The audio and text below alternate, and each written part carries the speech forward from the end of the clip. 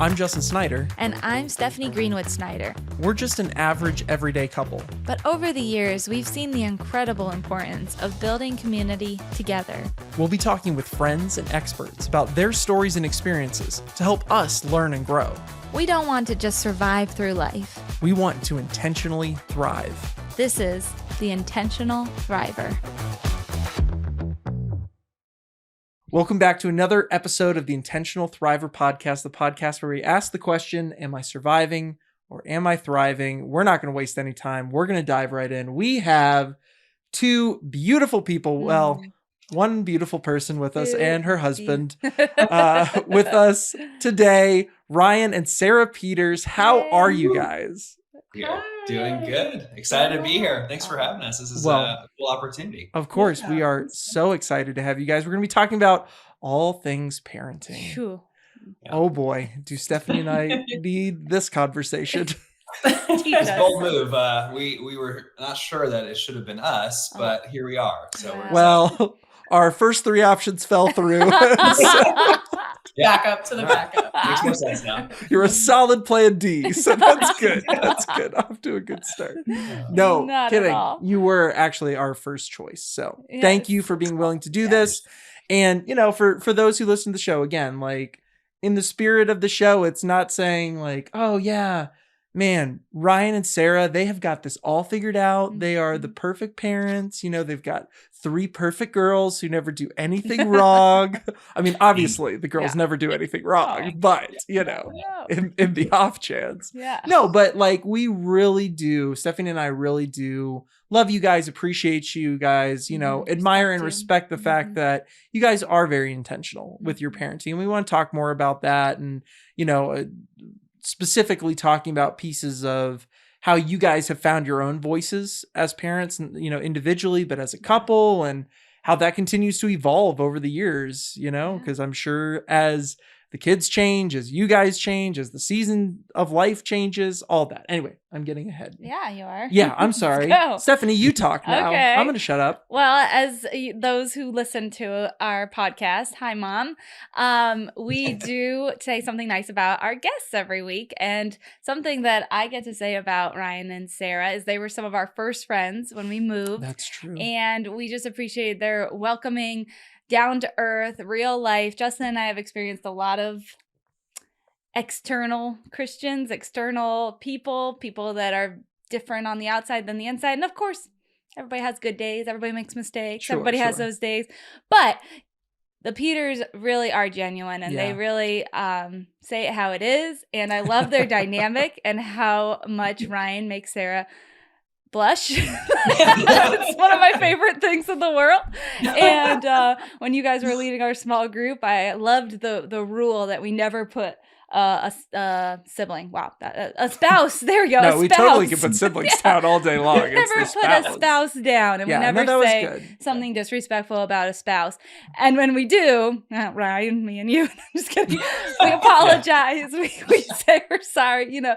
But that is definitely their heart is that they build each other up, they encourage each other, and they can do that and still be real and not fake. And I really genuinely love that about you guys. Yeah, absolutely. That's a great way to put it. And I think, again, this speaks so well of you guys being able to talk about this topic because, and I mean this in the most loving way possible, you guys are two very different people.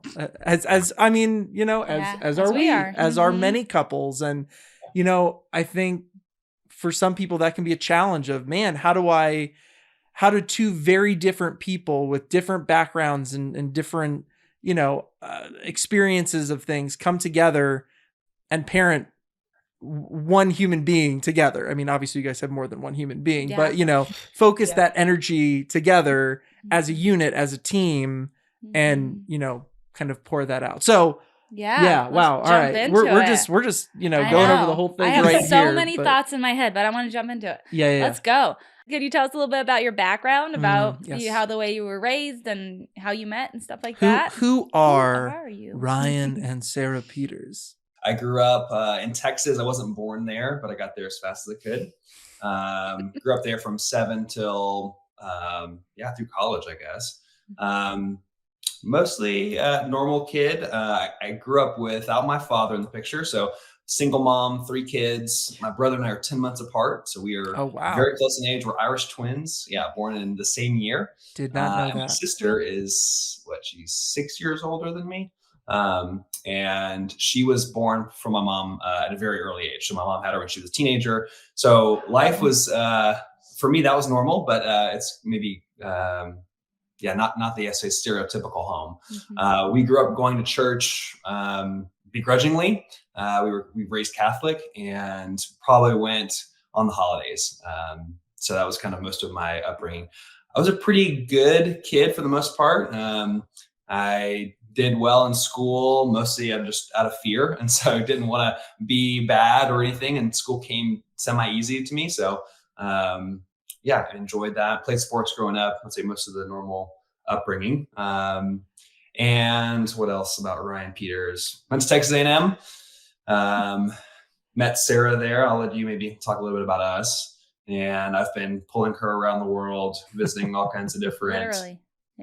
Literally all kinds of different places, collecting kids in different states, having kids in different states. Tomato. Tomato. Maybe I'll start there and then I'll interweave in based on what you say. Yeah. So my upbringing was a little bit different than his, but I also grew up in Texas, born in Tulsa and kind of moved around a little bit until we landed in Texas when I was in first grade or so. But I have 2 parents that are married, still married, love each other a lot, both believers, kind of like your typical strict Christian home, not the same as y'all in a different way, but I enjoyed my upbringing, but looking back now, okay, I appreciate some of those things that they did. And I thought it was so super strict compared to maybe some friends, but looking back now, I'm like, okay, I really appreciate that. And parenting, I'm like, okay, I don't want them listening to whatever they want or sure. So maybe an aside. So in Houston, where we grew up, there's a Christian radio station that we both listen to now. It's called KSBJ. And I remember meeting Sarah when we first started dating, and she shared that she was not allowed to listen to anything but KSBJ. And so I called her the KSBJ kid. Meanwhile, I could recite every lyric to most every inappropriate song. Probably from 6th grade, and I still can. Not maybe the best thing. Sorry. That's pretty different. Yeah. I am the only girl. I have an older brother and a younger brother. What else? Grew up in the church, playing volleyball, kind of was like a little, and still am very black and white, things are right or wrong, not a lot of middle ground, the gray, and didn't necessarily always have grace for people in those circumstances. So looking back now, I'm like, you've got to have the middle ground. It can't always be just black and white.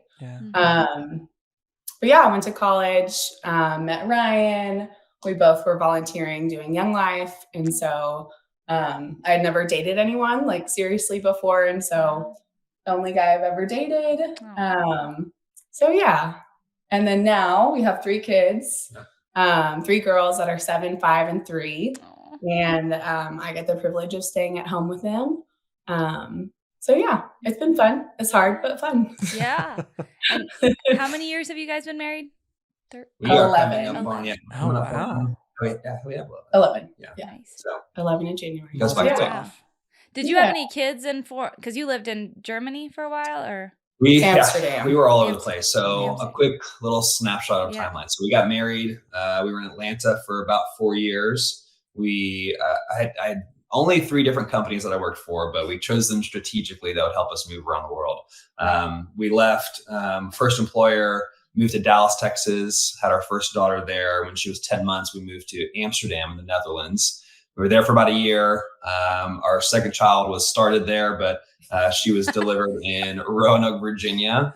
And we were there for a while before moving the final time to Peachtree City, Georgia now. And we've been here ever since and had our third daughter here. So fun fact about our family is that we all have different birth certificates. I've got Maryland, Sarah's got Oklahoma, and then we've got Texas, Virginia, and Georgia. So if we had any more kids, we'd have to move somewhere. You'd have to move. We're not. Done.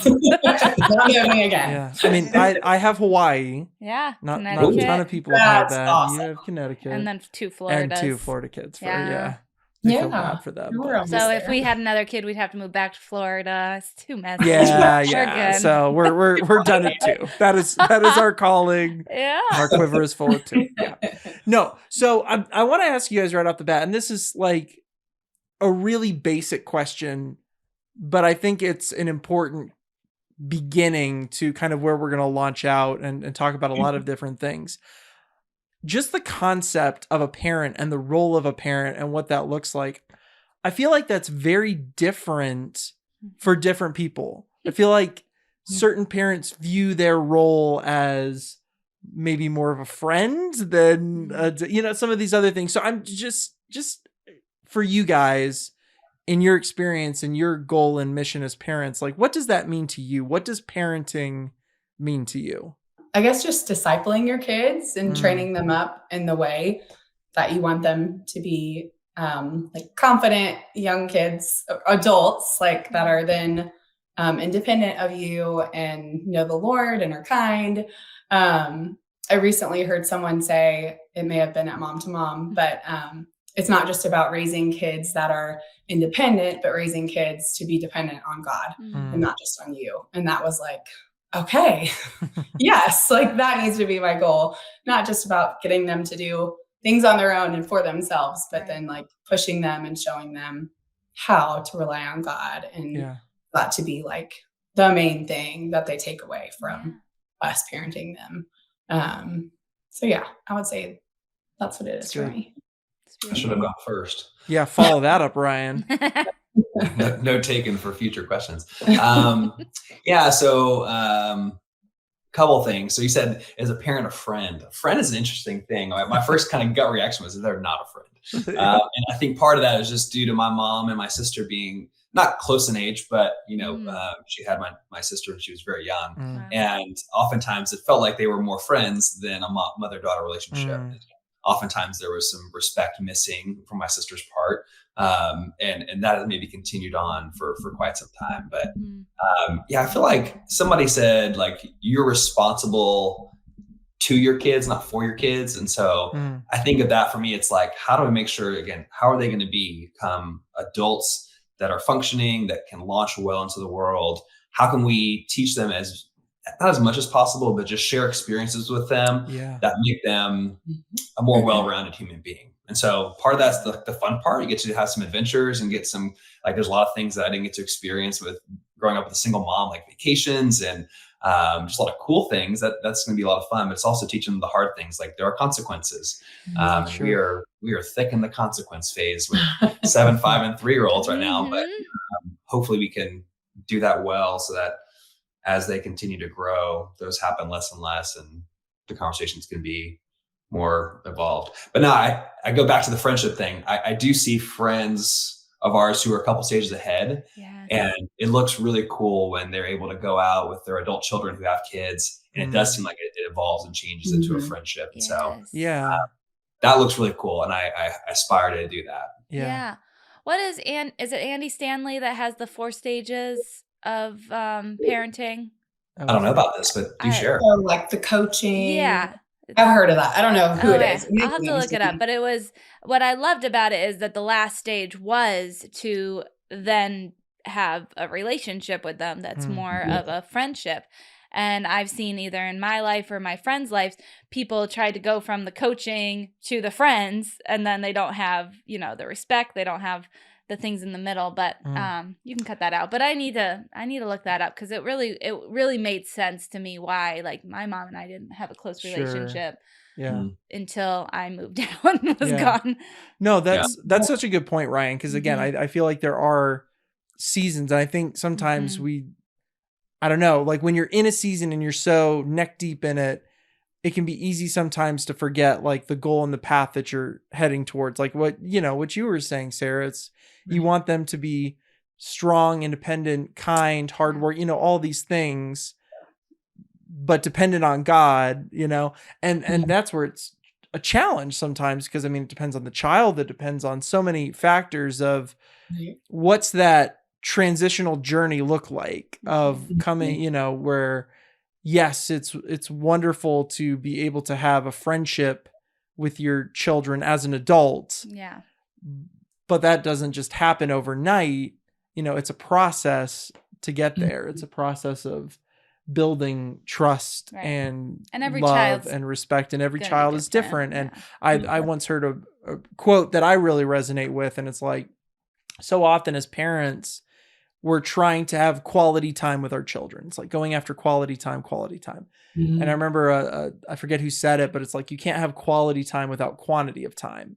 And so often we try to circumvent the, I've got to spend time, you know, X amount of time to get to the quality, but you can't have one without the other, you know? And so the importance of being there, being present, you know, being intentional, about that is a big part. Yeah. How much would you say is a parent's past? Like, you know, you guys were sharing your own stories and your own background that are so different.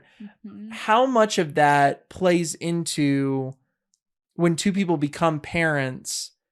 Like, how much does that inform your decisions, whether in a positive way, in a negative way? How does that impact your decisions as parents and how you would choose to parent your own children? When I think about us, again, single mom, there are things that I've benefited from having that. And the example I was thinking of is like, we joke about weekends are always tough. Like if I'm gone, I travel for work often. And so those are long days. You're used to having 2 adults, 4 hands, tackling all the kids. And when you take one of those away, it's very difficult. I think my perspective is a little bit different than Sarah's, and maybe you could overgeneralize and say guys versus girls, but you know, my home life for 18 years was my mom by herself taking care of us. And obviously that created a lot of independence as kids early. But that was her day to day. Like there was no weekends off. My dad was in the picture. And so she had 3 kids. And so for me, when I have a weekend, it doesn't happen very often, but we're trying to make sure Sarah gets out and gets away. Good. But when she does, you know, my perspective, while it is difficult, my baseline is, hey, my mom did this for 18 years. I can do it for a weekend. So we just come at it from different perspectives. But I think like, there are several things that we did as a family that are, I mean, and that's not unique to maybe my situation, but I know we raised our voices. That was a common thing in our household. I probably knew a lot more swear words than Sarah did at an earlier age. Well, they didn't have too many on the Christian radio stations. So it's just, I think there were things that definitely influenced me. And you can see like, one of the things I struggle with most is that my siblings, we all went very different paths in life. And part of me finds a little bit of grace in that. We all went different ways, but the other part of me is scared. It's like, okay, well, we all had the same exact experience, but went 3 different routes. So as I think about my 3 daughters, I'm like, okay, well, how can we craft a unique experience for them that fosters them in kind of one central direction that we hope they go? Yeah. So it's unique. I don't know. That's good. That's really powerful. Very relevant. Yeah. I mean, I do think it has a huge impact, like the way you were raised, positively or negatively. But for me, like just thinking about the way I was raised, I feel like like my parents, like I appreciate like all the discipline and all the things that I didn't like it at the time, but like I do appreciate it. And like I tell my mom often, like, thank you for everything you did. She stayed at home. And my dad, like, thank y'all for everything you did. Like, I was not your best friend at the time. And they, you know, I could have gone a lot of different ways, but, and a lot of things I think I can take away from their parenting, not necessarily certain things they did, but just big general, sorry. No, you're good. Sorry. It's great. Just general things. I think positively back to my childhood and hope to replicate, to raise our girls in a similar way. And like just thinking about like bringing them in on, like they're so excited for like anytime anyone's coming over, whether it's like small group or Ryan had a men's group for a while, and like the girls often ask about those people and like who they're going to see and whose parents they're going to see. So I think it's just really important for them to see those things. Yeah. And also just like see them like, or them see us, like bringing other people into the home, just having people over for dinners, just hospitality, and like the expectation that we're going to be at church no matter what, you know, maybe not sickness, but not just because we can't make it that day. Yeah. Just certain things like expectations that I kind of had growing up that were instilled in me, and that we decided like what's important to us together.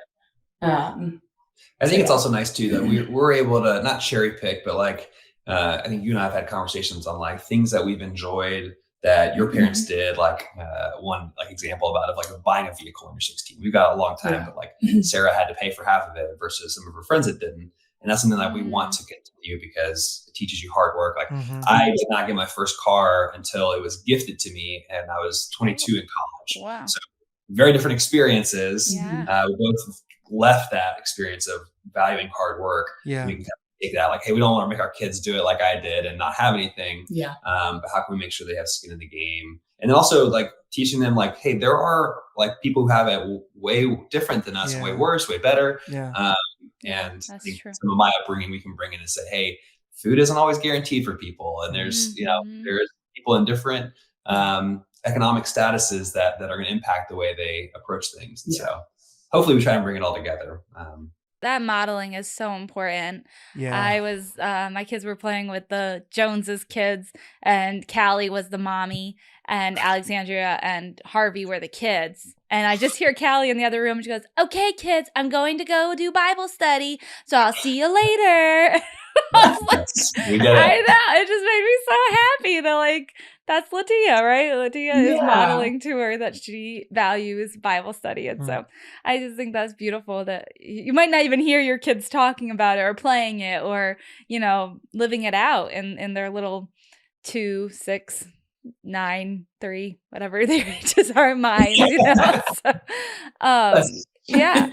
So I'm going to ask this question a little differently, but something that I really value about you, Sarah, is not only are you a stay-at-home mom, but you are a student of mothering. Like you take it very seriously. You read books, you do mom to mom, you listen to podcasts. Like I know that you're very into like studying how to be a parent. And I'm sure, as I know, because I've done mom to mom with you, you hear so much rich, wonderful things. And it's very easy to try to shove that down the spouse's throat, right? And be like, "Hey, this worked for this person. I heard this amazing thing." And if you're not like me, but you know, sometimes I try to explain it to Justin. I'm like, "We have to do it this way because this is going to happen, and it's not going to turn out the way, you know, whatever we experienced in certain ways."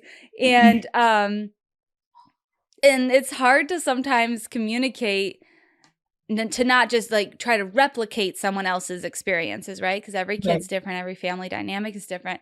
How do you come about communicating to Ryan like something you've learned, or maybe a pivot in your parenting that you thought you'd want to try? And Ryan, I'm going to ask you the same question because I know you study a lot and do as well. But Sarah, how do you bring something to Ryan as either a concern or something you're excited about as a change in your parenting? So I think the biggest thing, I guess, is just like open communication. Ryan is always listening to like podcasts and things and always telling me little tidbits. And I do listen to some and like do some research, but so whenever I bring it to him, he's super like ready to listen. Whenever he's bringing something to me, I don't always listen as well, but it's usually not on parenting. It's like body fat percentage stuff. It's usually like building muscle or golf or like random which is things important to him. We'll never need to know, but not as important to me. Sure. So I think just being like open in communication, and like we are not always on the same page. We were laughing about this earlier. I heard someone else say like you just have to have the same like end goal in mind, and you don't have to necessarily go about it the exact same way. That's good. Like you have to be on the same page, but like you can do it in a different way. You know, dads typically being the more like fun, wild, playful, and like moms typically aren't as much. I mean, obviously moms can have fun and be playful too, but usually they're like getting stuff done and yes, trying to be intentional and playful and be present when you can. Yeah. But yeah, like for example, bath time. It's a recent one. Yeah, we struggled this with forever. Yeah. The girls do not like, and most children don't like getting water in their eyes. Sure. Yeah. Every time Ryan will get water in their eyes. I'm like, Ryan, they end up crying. And it's just like, come on, can we please just? I've got 3 opportunities to create the next Katie Ledecky, and it starts in the bathtub. Goodness. There you just go. not gentle. I'm like, please, can we do? They're girls, like, please. All right, this is super like getting off topic, but so okay, couple things. Back to the question. I think like this is all part of it. Yeah, a couple things that help though. Like I think for me, you know, we joked early in our marriage, like who would stay home with the kids. We were both working at the time. Yeah. Sarah always like I think wanted to, and I think we just going into marriage we knew that Sarah wanted to do that. We kind of thought, oh, if it happens, great. We got a chance to live overseas in Amsterdam, and that was really a gateway opportunity for us. We moved so frequently, I couldn't find a job. Yeah, I was forcing her in situations where it's hard to stay employed, and going to a new country and not speaking the language is a good reason to not have a job. So, man, the lengths you go to, Ryan.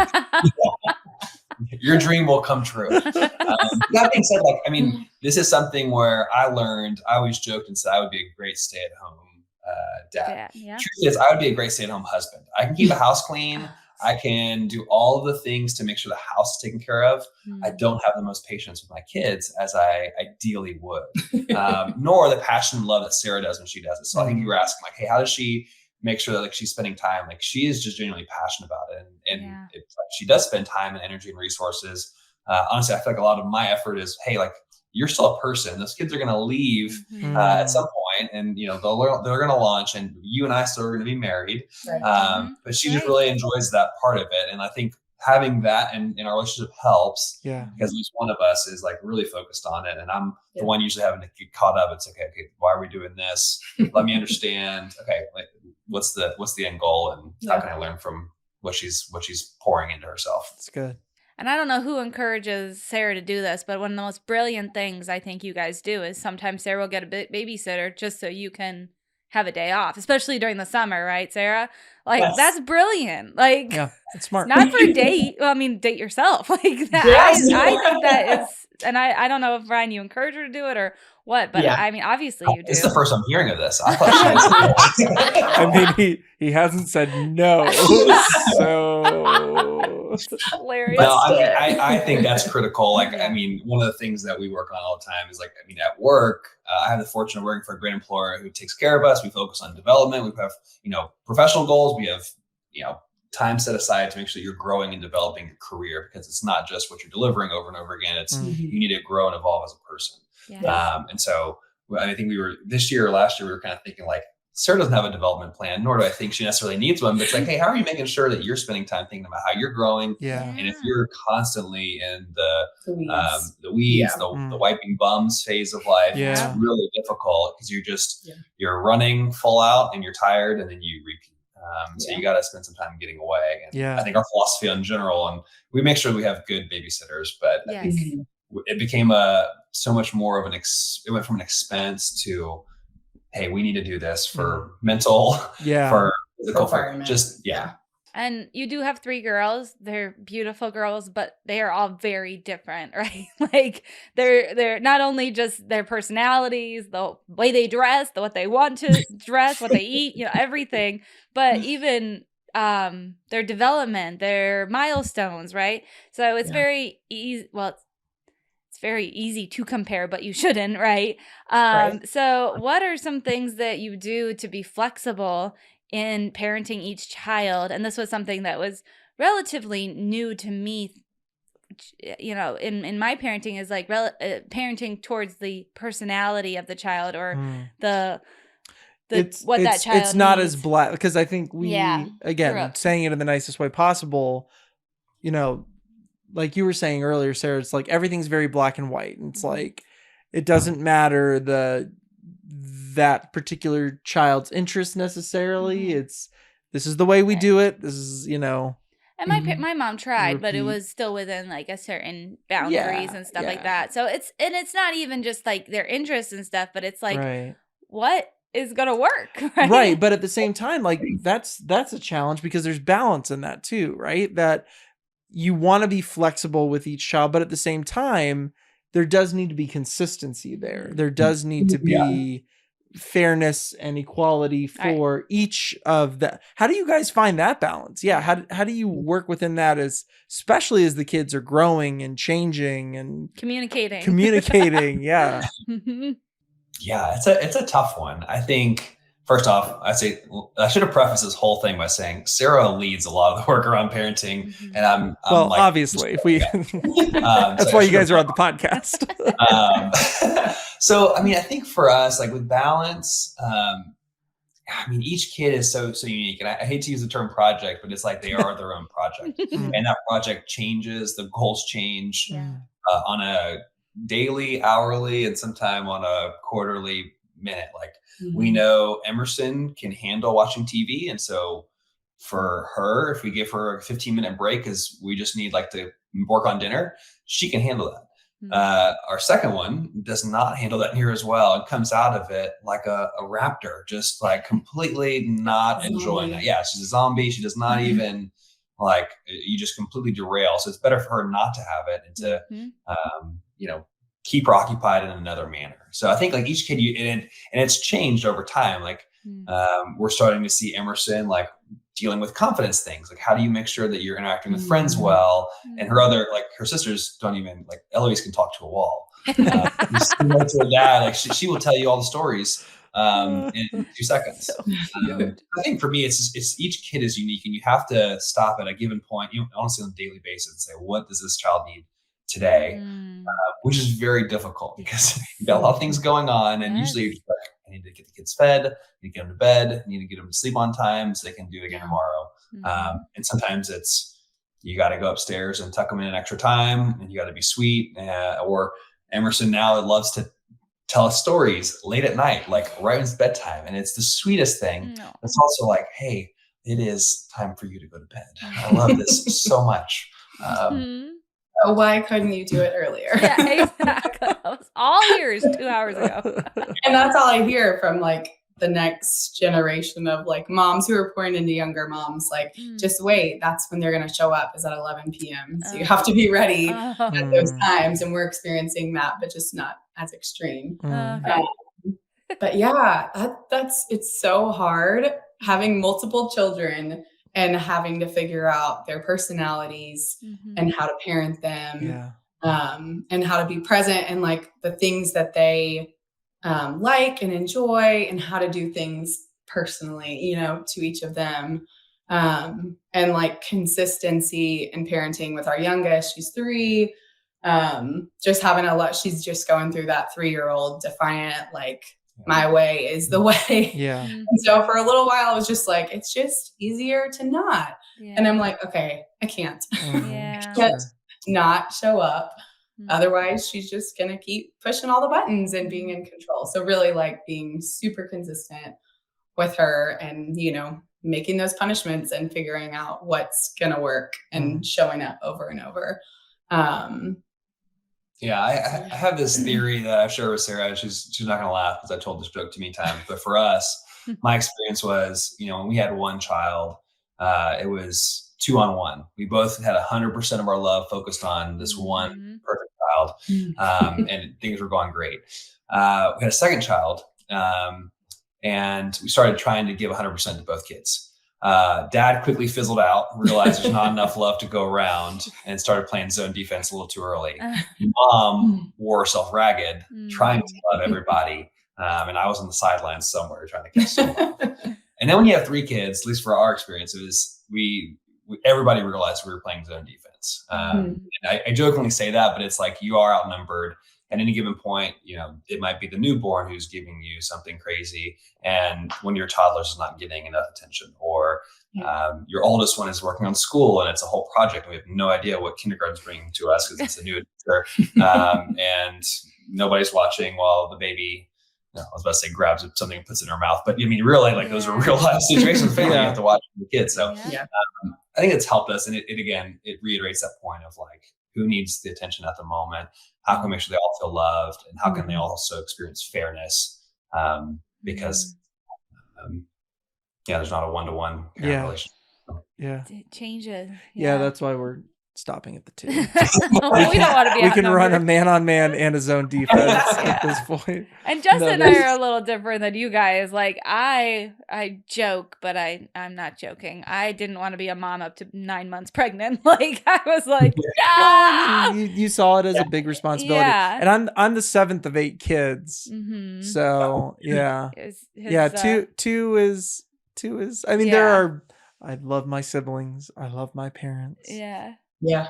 There are times where I'm like, tap out. I'm good. Like, I don't have that grace that Sarah, you are amazing with. I am like, good, goodbye. Especially at bedtime. Like, it's just, and there's seasons of that. There was a season where, like, Alexandra only let me put her down for bed for 3.5 years of her life. And I was like, why? I'm not the better parent. What is wrong with you? And it's hard because it's like, and it's frustrating for you because you're getting worn out, and it's frustrating for me because I wanted to. And it was challenging. Sarah, you were mentioning earlier, and I think it was so wise, and like self-awareness, which is so important, because I think sometimes, and maybe it's a generational thing. I don't know. I don't want to generalize that.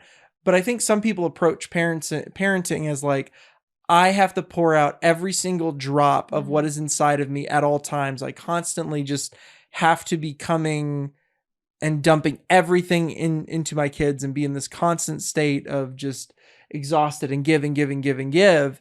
And I want to say this as kindly as possible, because obviously we respect and appreciate so much of that sacrifice out of parents. But at the same time, like, you are your own human being. You need to make sure that you're pouring, you can't pour out of an empty cup, I guess, is like at the end of the day. And so figuring out healthy ways that even in seasons that you just feel like you're holding on by the tips of your fingertips because oh my goodness, our 2-year-old son is wild at this age. And there's some days it's like, child, what are you doing?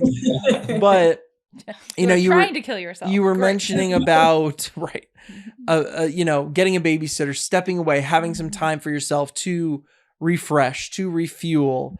I mean, this is something we talk about constantly on the podcast, but the importance of community and having other people, in your life to feed into you. So it's not just, Ryan, like you were saying, just changing diapers all day and conversations with 5-year-olds and 3-year-olds, as stimulating as that is. But yeah, what are some ways that you guys have found to refresh yourselves personally, to refresh yourself as a couple, so you can actually be better parents, so that you can actually come to your children from a place where your cup is a little bit more full, so that you can pour out more to them? What are some strategies and things that you have found within your lives? For us, like spending time in the Word and spending time with the Lord, like I can tell a huge difference when I do that and parent, and when I don't and parent, and my patience runs much, much more thin and short. And like you said, community, like being in community with people and knowing them and knowing what's going on and praying for each other and being involved in church has been huge for us. And like knowing people, we go to a big church, and like walking in and knowing people and having that community has been huge for us. And then I think also like having time away, like we talked about, like just time away, whether that's a babysitter, going on date nights, actually getting away on trips, which we don't do very often, but we are doing in March. I'm really excited about just being really focused and like doing those little things. And then I think also just like being poured into, whether that's mom to mom and having like mentors and someone speaking life over you and just giving encouraging words, whether that's about parenting or marriage or whatever it may be, just listening and being willing to listen to those things. So yeah. I'll brag on Sarah here. So this is probably a contentious topic for us for quite some time.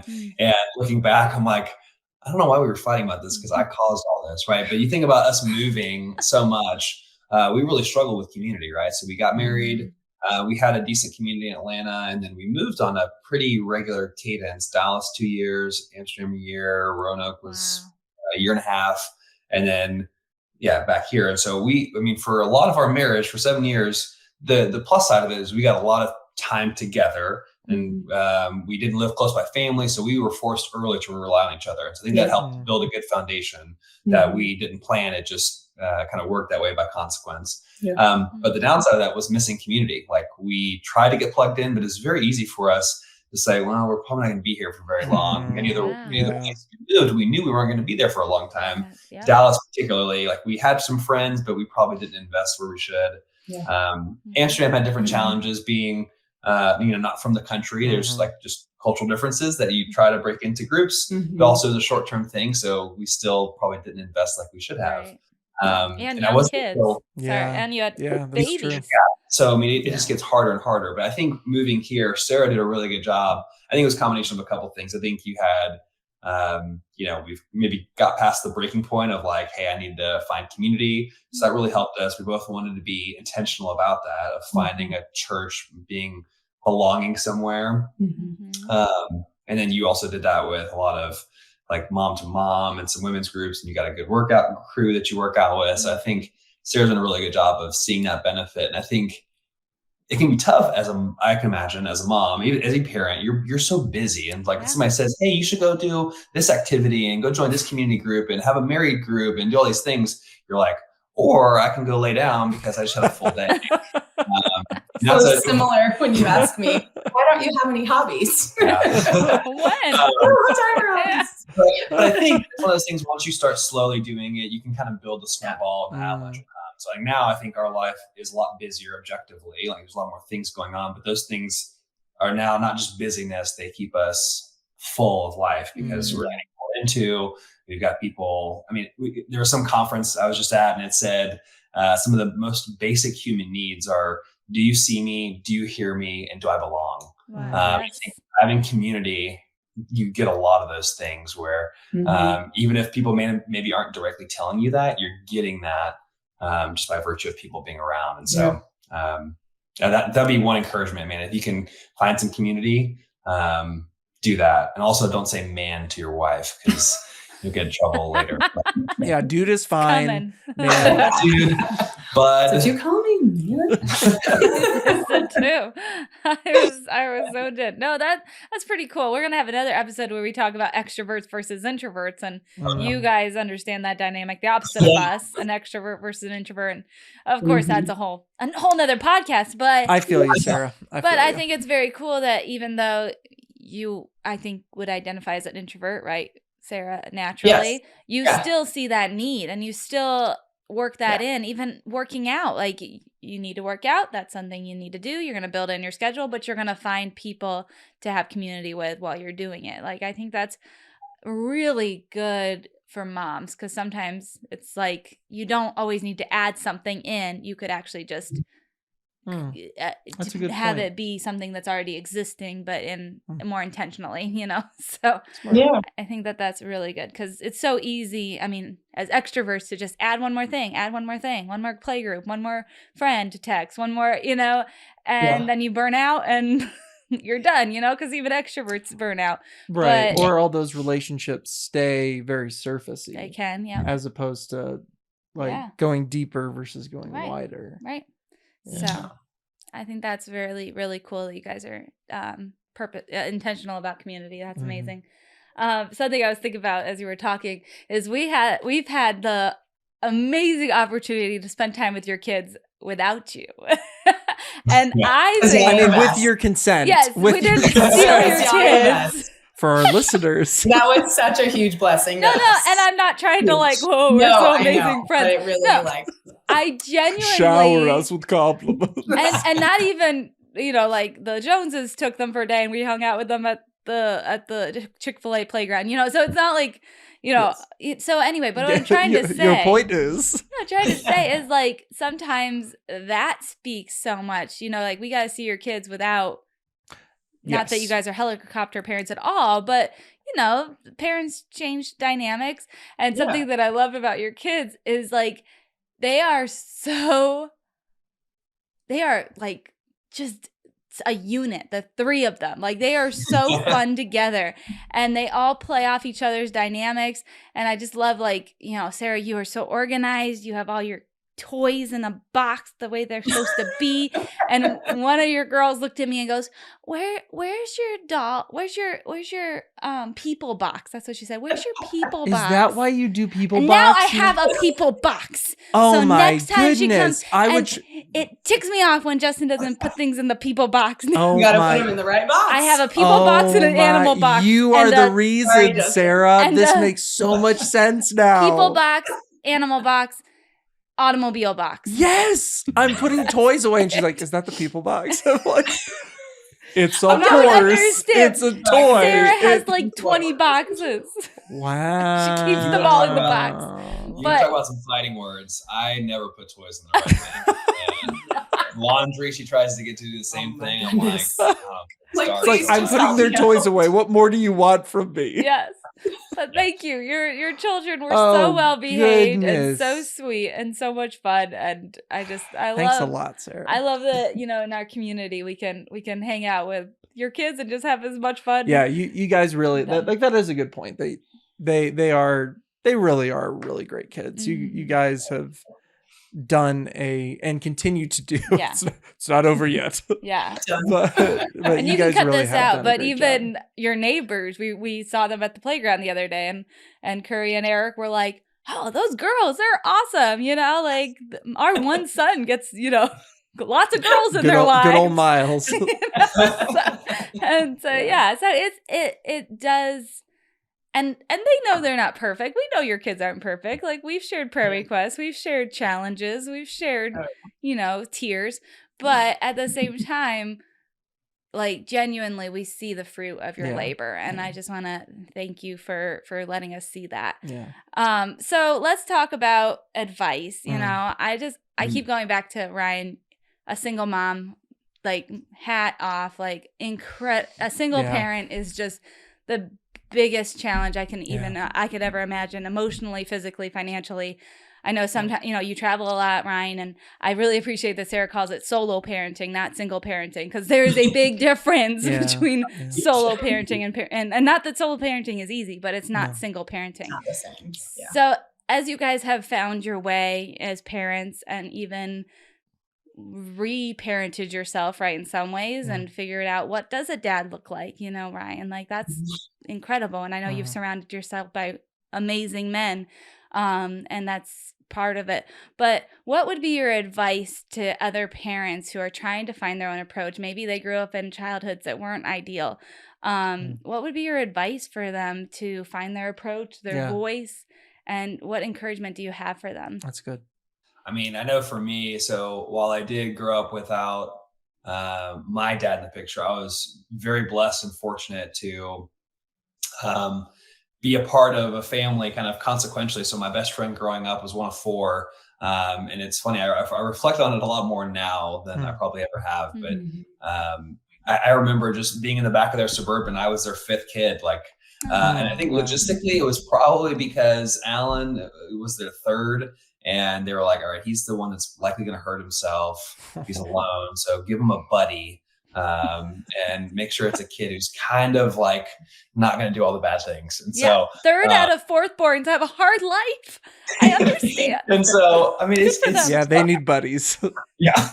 And it's funny because I look back and at the same time, for me, that meant the world. I had a firsthand opportunity of seeing a healthy marriage in this family. The father was always there for the games. I remember playing football. I went to a practice. I can't remember why, but he was there. He was throwing the football with me.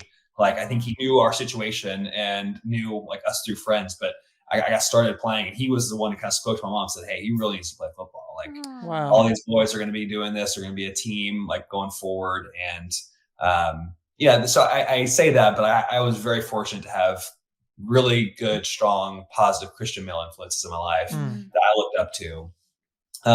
And again, just as I grew, continue to have that. Like even now, Sarah's dad, I leverage all the time to say like, hey, what are the things that I missed and things that I can leverage from him now because I'm making it up as I go. Yeah. I think I know some of the answers, but I haven't been in this situation. And so that's been critical for me. I mean, I would say the advice for me would be like find people at multiple stages around you and even below too, because it's always great to pull people along and say, here's what I've learned. Here's the mistakes I've made. And everybody's going to have a little bit of a unique experience. I think finding that community again, that can build you up because you're not going to have all the answers. Right. And every situation is going to require something different. Yeah. I think like in the time that we live in with like social media and all of this like information coming at you in so many different ways, it can be really overwhelming and like just really trying not to get bogged down on all these different parenting techniques and this, that, and the other. And like being like, oh, well, they're doing that. I need to do this too. And just like trying not to compare yourself to everyone else and really just like be diligent about praying it through and like coming together as a couple and figuring out like how you want to do it together, like in a biblical way. So yeah, I get overwhelmed a lot. And like, I want like, well, what should I do? Yeah, sure. How should I punish in this? I want something like creative and I'm not good at coming up with the creative, like discipline things. So yeah, it can just get really overwhelming with like everything coming in different directions. So yeah, like finding those wise people that you trust, and really just being diligent and praying and talking it through. Yeah. We know our kids are going to need to be in therapy. It's just a question of like how much therapy. We're praying for the least amount of therapy. Yeah, it's like we know we're going to give them baggage. It's just the least amount of baggage. No, but it like we were talking the other day. It's like if our kids walk away like having an authentic relationship with Jesus, like being dependent on God, if they know that they are incredibly loved, if they know that they're safe, and if they're kind, like kind of what Ryan was saying, okay like with that. seen, like, heard, and what was the third one? Be seen, heard, and do I belong? Belong. Yeah. That's so important. That is good for every stage of life. Yeah. Right. Yeah. And and I think too, like I think you also have to, with time being key here, showing kids what a real relationship looks like. I think I grew up and we didn't talk about money. We didn't talk about, I knew we shouldn't have a lot and I knew we could or couldn't buy things, but there's so many little things that you can teach your kids, like even small things like, hey, we're choosing not to afford that, not we can't afford it. Because affording is a decision on whether you're going to spend money or not actually having the funds. That's good. Most things, like let's call them food or small things, you can probably buy. You're just electing not to. Now, if they're asking for very expensive things, it's a different story, right? But there's little things like that. And even like one thing I struggle with is like we have arguments. We tend to reserve those for the evening. It's like we're gonna talk about that later. I put it in the back pocket, and we're gonna have a discussion. But like I think they also need to see what a healthy argument looks like because so many kids like don't know what that looks like, and then you're forced into a relationship with somebody and you're like, oh, we're fighting. Like, what do we do with this? Yeah. Mean that we're over? Say no, like you can disagree on things and still move forward. And so I think that's something that's been on our heart recently is like, advice I would say is be real with your kids in a time-bound, age-bound world, right? Obviously they don't need to know about the birds and the bees at 2. But, we're finding out that conversation probably needs to be had earlier than I really hoped. Wow. That's our next podcast with you. It is. It's very important. How did that go? It's very important. something that we talk about on another podcast about fighting is the importance of our kids seeing us resolve a fight. Yeah. And how important that is. And a lot of kids that grew up in families where the parents fought, off like screen, always behind closed doors. Always behind closed doors, or sometimes have the hardest time with conflict, confrontation, those kind of things, because they're so scared of the unknown. Whereas our kids get to see resolution quite often. But I mean, making sure that it is still that you fight fair, that you fight respectfully, that you come to a resolution of like respecting the other person, even in that process. And I mean, we absolutely do not do that correctly all the time. I mean, we just we ourselves are human beings, seasons. And so like we went through a hard season during the holidays where I feel like we were fighting more than normal. We were sick. Things were off. And as Andrew kept saying, like, be nice, like, which I'm glad she said. And like, I'm really glad. But yeah. then we go through a season where we don't fight for months, and it's like we're just talking about something else, and we both get like really excited. And she's like, "Be nice." We're like, "Whoa, we're not fighting." So, anytime we have a passionate conversation about anything, and she gets to pick who's the wrong one. She goes, "Mommy, be nice to Daddy." I'm like, "What?" It's true. Like, Daddy, be nice to Mommy. Yeah. No, that's so good, guys. Thank you so much for sharing your wisdom and insights into this. What the last question I always love to ask on this podcast, because the podcast is called The Intentional Thriver. Like, what does that mean to you guys? What does that mean in your lives, and based on your journeys and experience? What does that mean to intentionally thrive in your life? Yeah, I love the title. I mean, when we found out we had this opportunity, I was like, man, it is such a good title, because I think each day you have so many choices. From right when you wake up, and today's a good example. 5 a.m. did not happen. 5:45 was a little bit closer to happening, but 6:15 was a choice I made, and it made me scramble to get Emerson and Camille safely to school. Right, but we have so many choices, and each day is not going to be perfect, but how can we more often than not choose how we want to direct and align towards a goal? Because raising kids, whatever the long-term goal is, if you got a fitness goal, just life in general, it's a bunch of small decisions that are going to add up to the accumulation of something great over time. And whether you make a decision or not, you're putting little nuggets in a jar. And it's either a jar you chose or a jar that is by consequence, by design, or by not planned. So I think intentionally thriving is making those small choices, even when it's not popular, even when it's hard, and doing that in a way to cultivate the life that you want to lead.